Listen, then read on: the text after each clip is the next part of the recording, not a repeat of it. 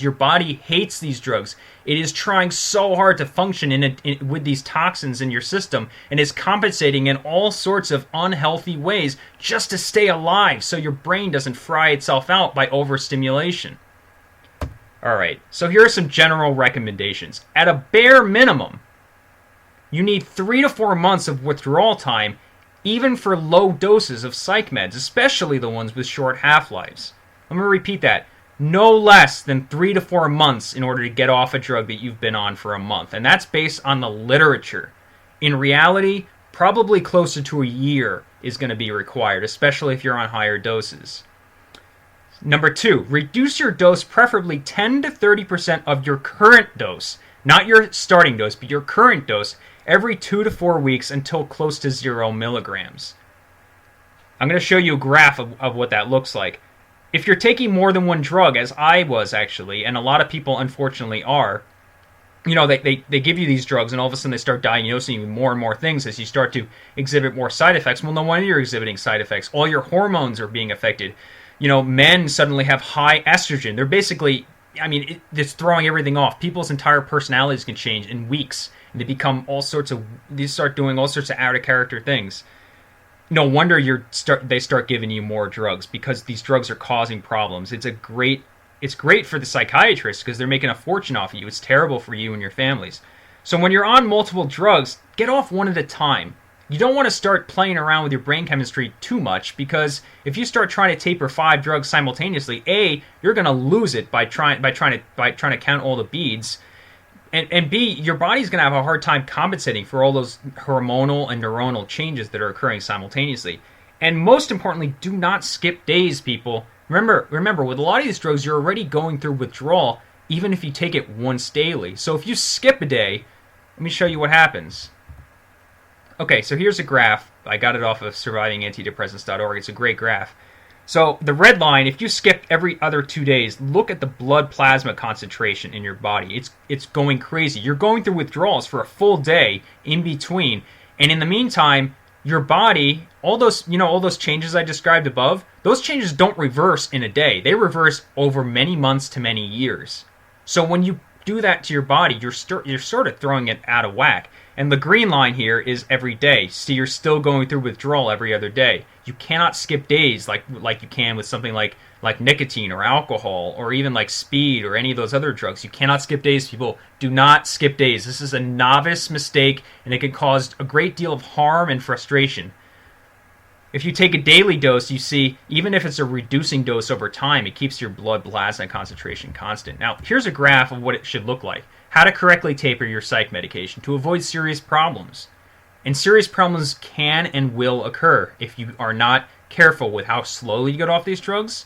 And if you just suddenly drop it in a cold turkey fashion, you're asking for a very high probability of serious damage. Now, this is Adderall, an example from quittingadderall.com. But as you can see, let's say you start at 45 milligrams. You have to slowly, over time, in this gradual staircase fashion. In this case, it's 23 weeks. Now, I would recommend a little longer than that if you're taking antidepressants because, Adderall affects dopamine and norepinephrine, but it doesn't so strongly affect all the hormones, and it doesn't so strongly affect the shape of the neurons and so many important vital functions as antidepressants and antipsychotics do. So, Adderall is more of a quote-unquote classic street drug with classic withdrawal. It doesn't have all these more profound side effects. But this is an example of how you want to get off of them. It should not just look like one straight line down, people. That is a recipe for disaster.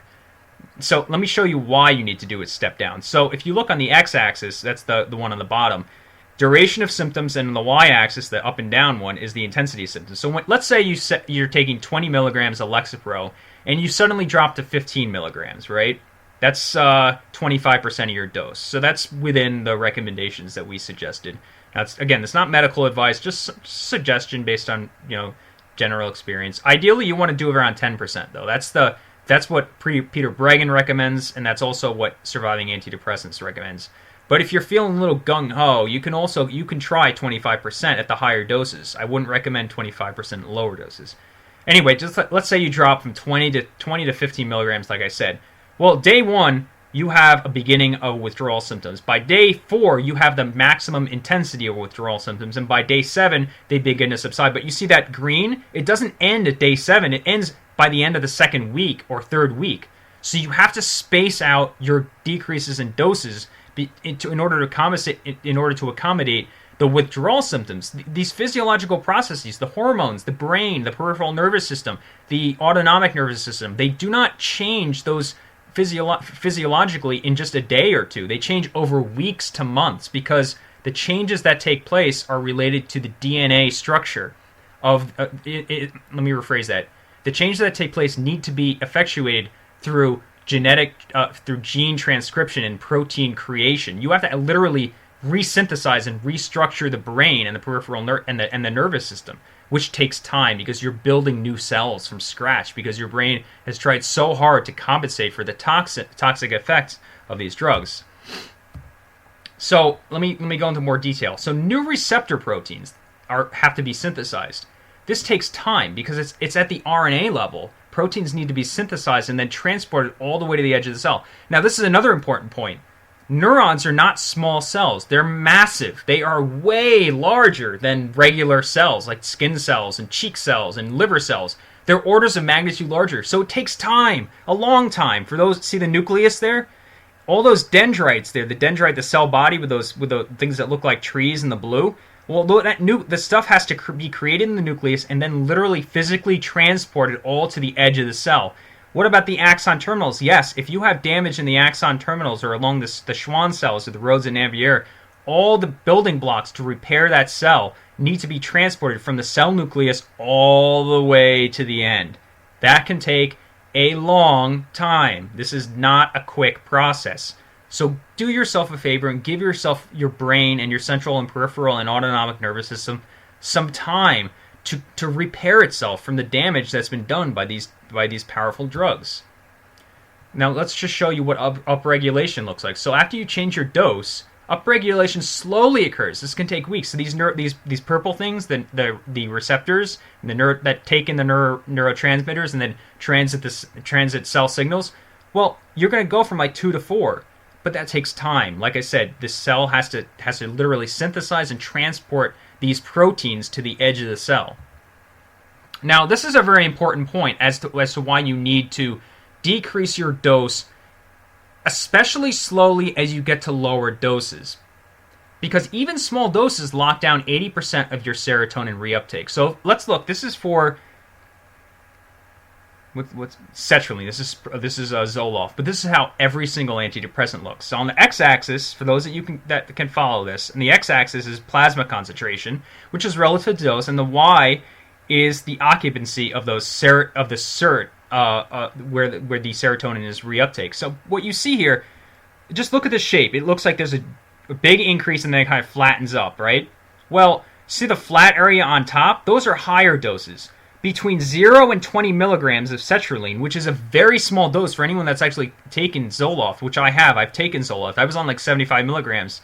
If you look at the 75 milligram area, the slope is it's basically flat. But 0 to 20, it's a straight damn line. What that means, people, is this.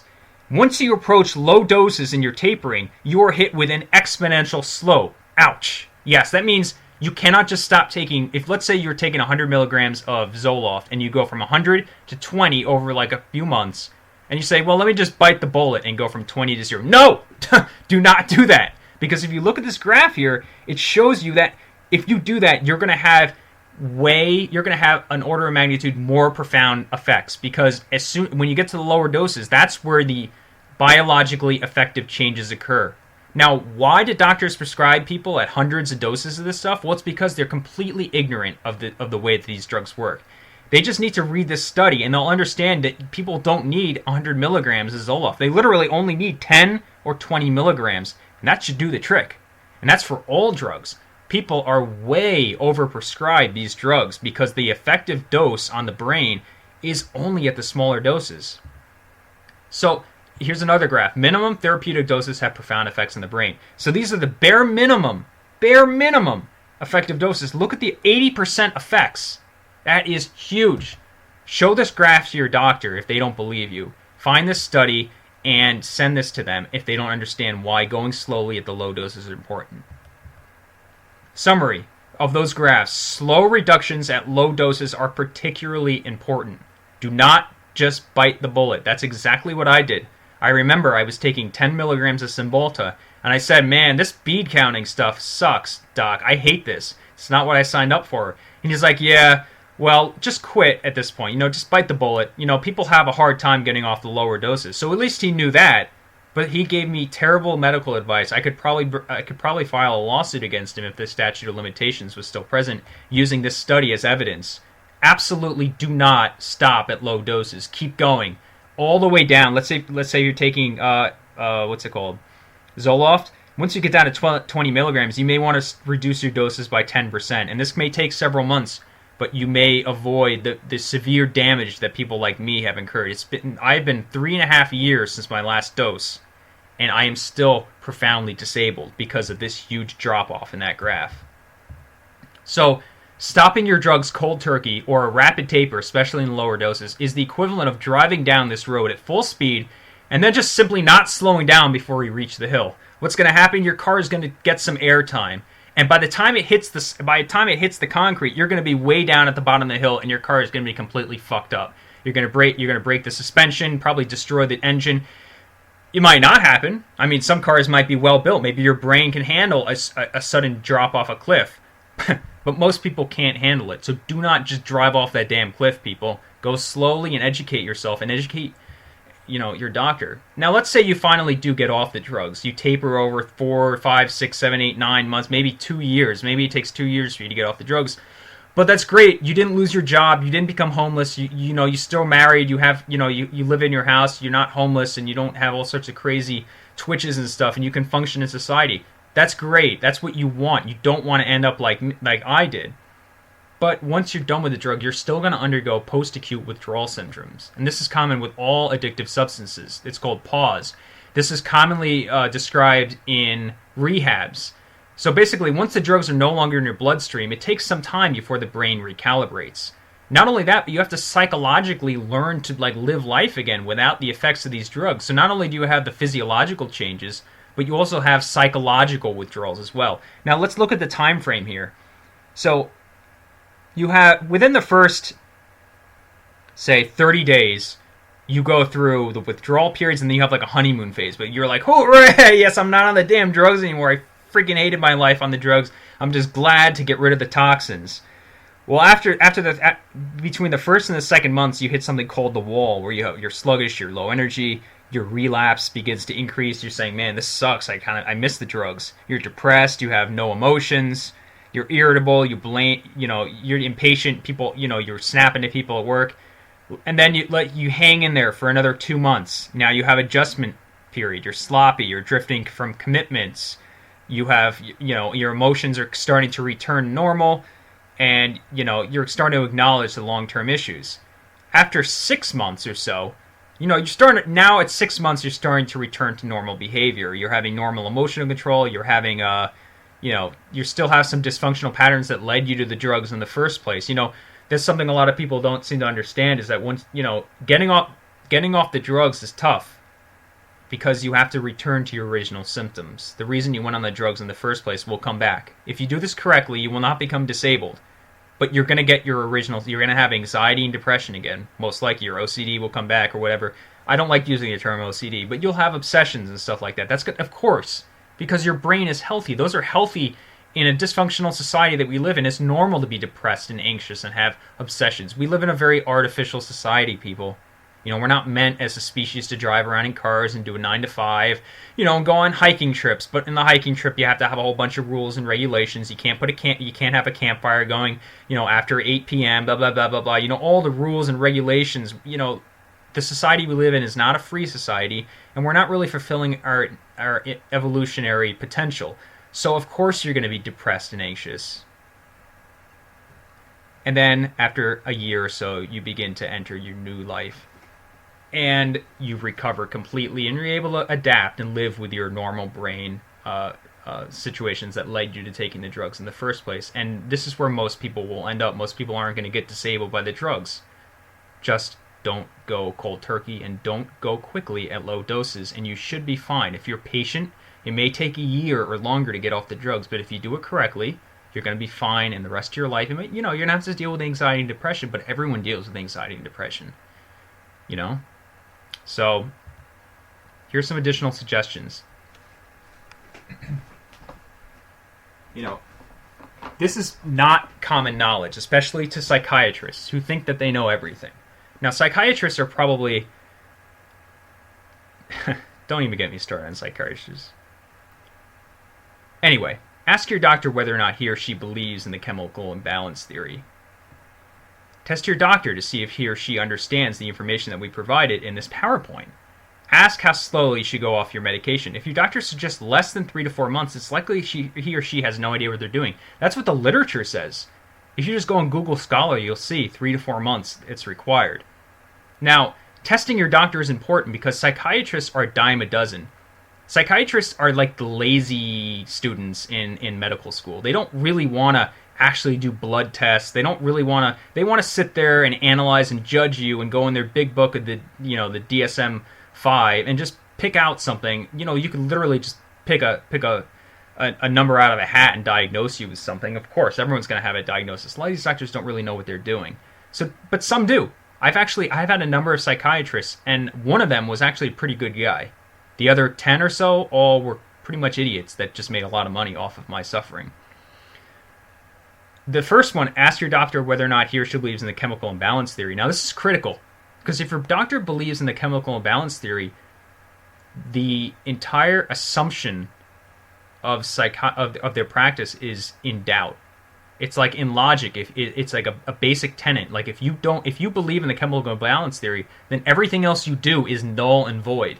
So if you have a doctor that believes in the chemical imbalance theory, you better find yourself a new doctor, because they don't understand the very basic essence of how the brain works. And that is absolutely terrifying to me that some of these doctors don't understand this. And my doctor didn't understand it. He honestly believed that the chemical imbalance theory was a thing, even though there's numerous studies in the literature that disprove it over and over and over and over and over again. If you have a doctor that is willing to understand your situation and help you, send your doctor some of these resources if you cannot find a doctor that understands how to practice medicine responsibly. So let's say you have like welfare and you only have one doctor. Well, maybe you'll be lucky and you'll be able to convince the doctor to help you get off these drugs. Here's a psychiatric drug there's a whole book that Peter Bregan wrote just dedicated to getting off these drugs. Any responsible psychiatrist is going to have this book on their bookshelf. It's essential literature. SurvivingAntidepressants.org is a fantastic resource. It has great tapering advice. It has great information and a lot of testimonials. Don't get scared away by the horror stories, people. The horror stories are there. When you approach any situation, you have to look at the positive and the negative. You look at the positives when it comes to psychiatric withdrawal, and you're going to see people saying, I quit cold turkey, 100 milligrams of Cymbalta, never look back. But then you look at the negative side. I quit cold turkey, 100 milligrams. I've been disabled now for 10 years. You can't just discount the negatives because it's scary. That's immature. Look at the negatives. I didn't look at the negatives, and I suffered for it. I blame myself for not looking at the negatives, but look at the negatives, people. The negatives, that's where you get a balanced side of the story. It's, you have to look at some of the horror stories, but there's a lot of non-horror stories on the website too, and there's honestly a lot of really damn good information on surviving antidepressants. That's where I got a lot of the information from this talk. So, I also had some knowledge of how these drugs work based on my background. But seriously, go to these websites if you're taking these drugs and you're curious. Another good one is cepuk.org. This is another website that's dedicated to this subject. So, I hope you guys found this talk interesting and informative. I wanted to get this out there. I put a lot of time into making this talk today, because it was just so frustrating to me that people don't know how to get off these drugs, and they are so stubborn about it. And the worst part is the doctors don't cooperate. That's the worst part, is they don't cooperate. They don't even understand how drugs work in the brain. And there was a doctor that told me to take these drugs. A doctor that I went to see that told someone to take these drugs every other day. I mean, you have to be one ignorant mofo to take these drugs over every other day. Now, one thing I hope is if you are injured by these drugs, you can use this information and get the references to the studies that I've put in this study, and maybe take your doctor to court for being negligent. because if they're having you get off these drugs over 1 month or a few weeks, and they just, they are acting in negligence, because the peer-reviewed published literature, which can be presented. I'm not a lawyer, but I want to seek justice for people, and I want maybe I'm just saying, maybe this isn't legal advice or anything, but I'm just saying maybe you could use this information to prove that the doctor is wrong, or at the very least, don't have to take them to court, but just show the doctor these studies and educate them, because they're not getting this education from continued education courses. So this information is critical. If you're going to a doctor, bring some of these studies and show them. Bring these books in and say, hey, look, this book says this. I would say most of the time they'll be like, oh, okay, yeah, we can follow. That's no problem. These doctors don't want to hurt you. They want good things for you. They aren't educated. They don't have the technical background. They're not scientific researchers. They're just technicians that know how to listen to the pharmaceutical reps and prescribe these drugs and make a lot of money. These doctors are rich, right? So, you have to, there's a lot of financial incentive for them to prescribe these drugs irresponsibly. But, if the patient is responsible and brings this information to them, if your doctor says, no, don't show me that nonsense, get that out of my face, don't insult me, get a new doctor. Just immediately just get a new doctor. Because if they're not even willing to work with their patients, that's just irresponsible. Find a doctor that'll work with you and get off these drugs slowly and do it responsibly. I hope you found this information helpful. Leave your comments below. Give me a thumb up if you like it. And subscribe. I'm going to continue to post videos of this nature, just in general. And thank you very much for your time. I'm happy if you've stuck with me this entire time. I'm really grateful for your attention. All right. Take care. Bye-bye.